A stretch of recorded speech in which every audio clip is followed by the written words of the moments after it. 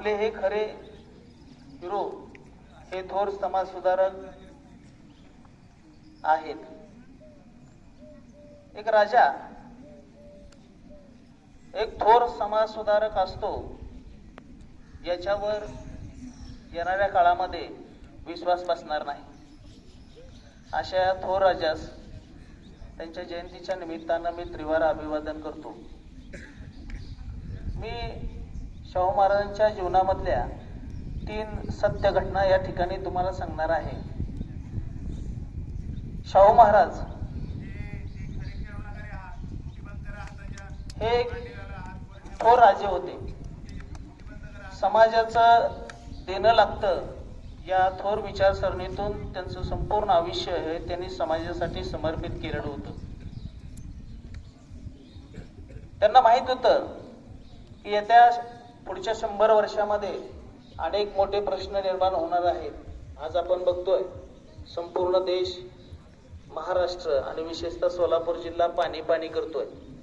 हे 100 वर्षापेक्षा जास्त कालावधीच्या पूर्वी त्यांनी ओळखलेलं होतं आणि त्यांनी भोगावती नदीवर राधानगरी नावाचं धरण बांधलं. नीट लक्ष द्या. आणि हे धरण भारतातलं एकमेव असं धरण आहे की हे धरण भरल्यानंतर या धरणाचे दरवाजे ऑटोमॅटिक उघडतात.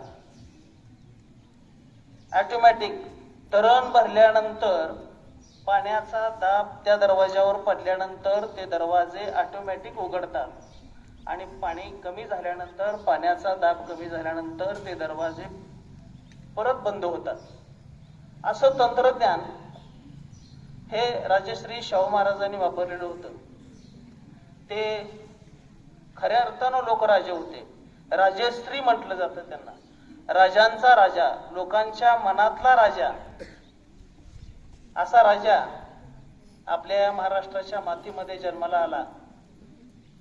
राजश्री शाहू महाराज असं सकाळी एकदा, डिसेंबरचा महिना होता, सकाळी एकदा शांतपणे ते असे आपल्या राजदरबाराचं काम पाहत मग्न होते आणि त्यांचे पिये आले आणि त्यांनी सांगितलं उत्तर भारतातील एक भविष्यगार आलेले आहेत आणि ते भविष्यगार भविष्य सांगतात.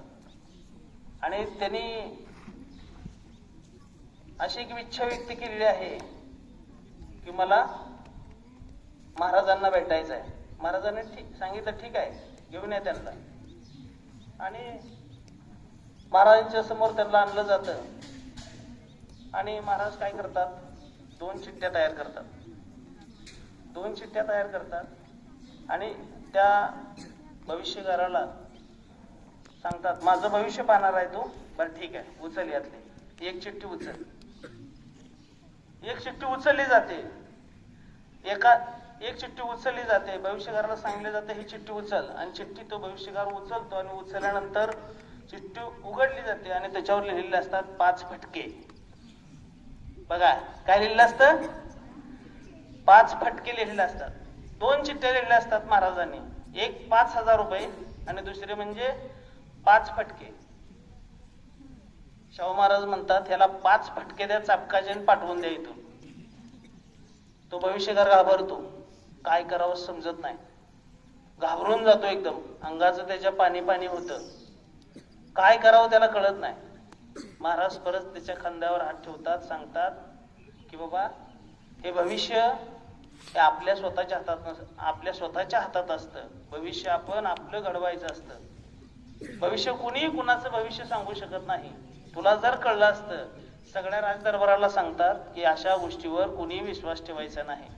ह्याला जर कळलं असतं की मला 5 फटके बसणार आहेत 5 मिनिटाच्या आत, तर हा माणूस, हा भविष्यगार ह्या माझ्या राजदरबारामध्ये आला असता का? तर नाही. तर विश्वास आपल्या कर्मावर, आपल्या कर्तृत्वावर, आपल्या भविष्यातल्या आपल्या कष्टावर आपलं उद्याचं भविष्य असतं. हे भविष्य कुठं बघून असं भविष्य घडत नसतं. असं या ठिकाणी सर्वांना या घटनेच्या माध्यमातून आपल्याला एक बोध मिळतो. 5वी लक्ष द्या. बघा असे थोर राजे होते हे की प्रत्येक गोष्ट ते समाजासाठी करायचे. दुसरी घटना आहे 1921 सालची. 1921 सालची ही घटना दिल्लीला जागतिक कुस्तीचं एक संमेलन भरलेलं होतं आणि त्या संमेलनाचे अध्यक्ष राजश्री शाहू महाराज होते. शाहू महाराज हे अतिशय विद्वान होते, संस्कृतचे गाढे अभ्यासक होते. त्यांचं संपूर्ण शिक्षण हे ऑक्सफर्ड युनिव्हर्सिटीमध्ये इंग्लंडला झालेलं होतं. इंग्रज अधिकारी शाहू महाराज जिवंत असेपर्यंत इंग्रज अधिकारी त्यांच्याशी बोलताना खूप घाबरून बोलायचे, खूप आदरानं बोलायचे. इंग्रजीचे ते गाढे अभ्यासक होते. अनेक भाषांचं ज्ञान हे राजश्री शाहू महाराजांना होतं. आणि या अशा कुस्ती संमेलनामध्ये रशियाचा एक जगज्जेता पैलवान आलेला होता. त्या ठिकाणी अनेक देशाचे शूर वीर असे कुस्ती खेळाडू त्या ठिकाणी आलेले होते. महाराष्ट्रातील, देशातील, पूर्ण जगातील असे मल्ल त्या ठिकाणी आलेले होते. अशा कुस्त्या चालू होत्या आणि रशियाचा एक जगज्जेता पैलवान होता.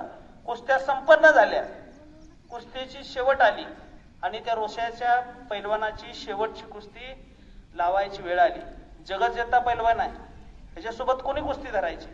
जर का धरली हे ना कुठं मोडलं तर काय करायचं?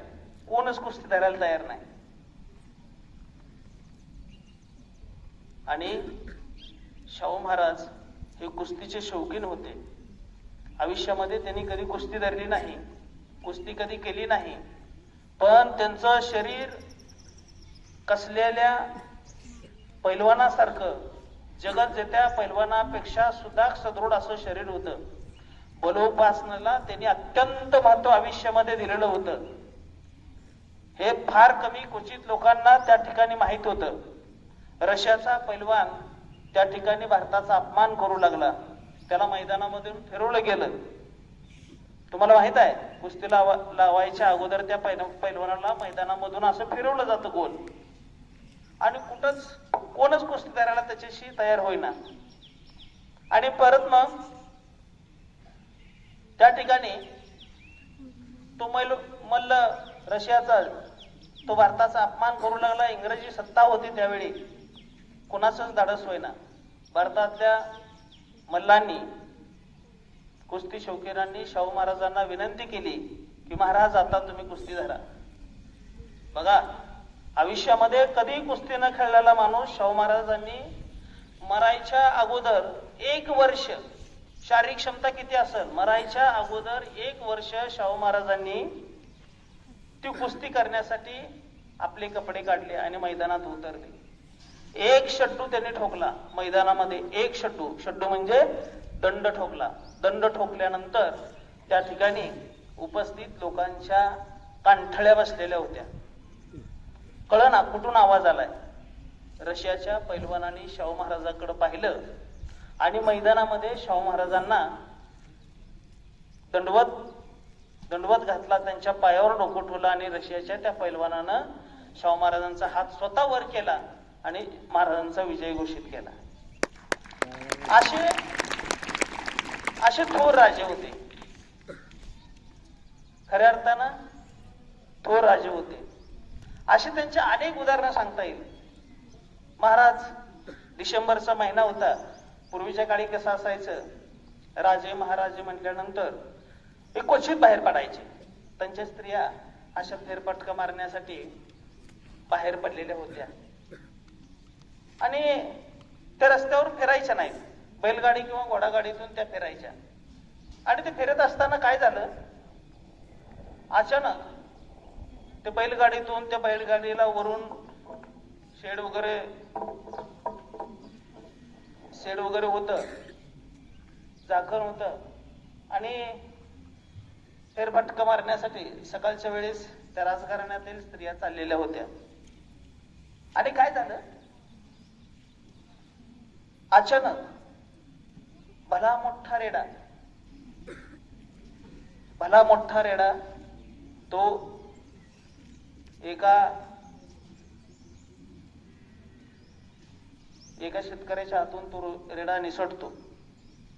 काय कळत नाही, सगळीकडे अंधाधुंद माजते. येईल त्याला रेडा टक्कर मारून सुटतो. रेडा हा बेफान झालेला असतो, त्याला समजत नाही की आपण कुठं चाललोय, काय करतोय. सगळीकडं कोल्हापूर राजदरबारामध्ये हाहाकार माजलेला असतो. कुणाचंही धाडस होत नाही की ते रेड्याच्या समोर जायचं. आणि जर का गेलं आणि रेड्याने शिंगावर घेतलं तर काय करायचं, जीवच जाणार त्या ठिकाणी. आता करायचं काय, सगळीकडे गोंधळ, आरडाओरड. काही सैनिक त्या ठिकाणी रेड्याला पकडण्याचा प्रयत्न करतायत, पण तो रेडा काय कोणाच्या कंट्रोलमध्ये येत नाही. त्याला भाले बरछे तलवारीनं पकडण्याचा प्रयत्न केला जातो, त्याला घायाळ करण्याचा प्रयत्न केला जातो, तर तो रेडा जास्तच खवळतो. माणसं चिंगरत मारत सुटतो. जवळजवळ 1 तास हा रंगमंच, एक नाटक, रक्तथर्रार हा राजांच्या या नगरीमध्ये चाललेला असतो. समजत नाही काय करावं. आणि महाराजांच्या कानावर ही गोष्ट जाते. महाराज स्वतः धावत सुटतात. बघा, स्वतः धावत सुटतात. रेड्याच्या समोर जाऊन ते उभारतात आणि त्या बलदंड रेड्याला त्याच्या येसनीला हात घालतात. येसनीला हात घालतात आणि एवढ्या ताकदीनं त्या रेड्याला त्या ठिकाणी थांबवतात. एकच बुक्की मारतात, एकच. त्याच्या पाठीत त्याच्या मानेकडच्या पाठीमध्ये एकच बुक्की मारतात. आणि ती बुक्की मारल्यानंतर ज्या पद्धतीनं लाकूड मोडलेला आवाज यावा त्या पद्धतीनं रेड्याच्या शरीरातील हाडं मोडलेला आवाज आला होता. रेडा जाग्यावर गतप्राण झाला. मरण पावला रेडा जाग्यावर एका बुक्कीत. जसाच्या तसा रेडा आजही तुम्हाला शाहू पॅलेसमध्ये, शाहू म्युझियम मध्ये तो रेडा पाहायला मिळतो. तुम्ही जर कधी कोल्हापूरला गेला तर हा रेडा बघा. त्या रेड्याचं अवशेषाच्या रूपानं तो रेडा आज आपल्याला कोल्हापूरमध्ये शाहू महाराजांच्या कर्तृत्वाची, त्यांच्या कार्याची साक्ष देतोय. शाहू महाराज हे खरे थोर समाज सुधारक होते. प्रत्येक श्वास ते लोकांच्या साठी जगले. गंगाराम कांबळे नावाच्या मागासवर्गीय आपल्या सहकार्याला त्यांनी शाहूपुरीमध्ये हॉटेल टाकून दिलं आणि स्वतः सकाळी महाराज त्या हॉटेलमध्ये चहा प्यायला जायचे. असा राजा परत आपल्या महाराष्ट्रामध्ये, देशामध्ये होणार नाही. राजश्री खरा शब्द शाहू महाराजांना शोभून दिसतो. शिक्षणाची ज्ञानगंगा असेल, सामाजिक सुरक्षा असेल, अस्पृश्यता निर्मूलन असेल. आपल्या रयत शिक्षण संस्थेचे संस्थापक पद्मभूषण डॉक्टर कर्मवीर भाऊराव पाटील यांचा बराच काळ शाहू महाराजांच्या सानिध्यामध्ये गेला. त्यांच्या खूप जवळ, शाहू महाराजांच्या खूप जवळ आपले कर्मवीर अण्णा असायचे. कदाचित त्याच वयामध्ये अण्णांच्या मनामध्ये एक समाज क्रांतीची ठिणगी पेटली असावी आणि त्याच्यातून ही वटवृक्षासारखी विशाल अशी रयत शिक्षण संस्था उभा राहिलेली असावी.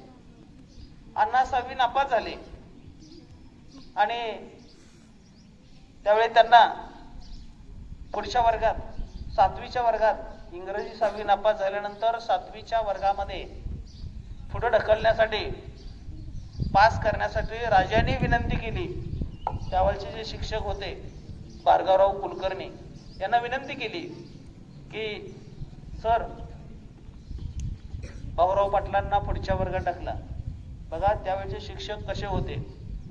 त्यांनी महाराजांना सांगितले, महाराज मला माफ करा, भाऊराव पाटलांचा बेंच मी पुढच्या वर्गात नेईन, पण भाऊराव पाटलांना नेणार नाही. अशा पद्धतीनं शाहू महाराजांचं कार्य होतं. प्रत्येक कार्य हे समाजातील शेवटच्या घटकापर्यंत पोहोचवण्याचं काम हे राजश्री शाहू महाराजांनी केलेलं होतं. आज त्यांच्या जयंतीच्या निमित्तानं मला या ठिकाणी बोलण्याची संधी दिली, त्याबद्दल संयोजकांचं मनपूर्वक आभार.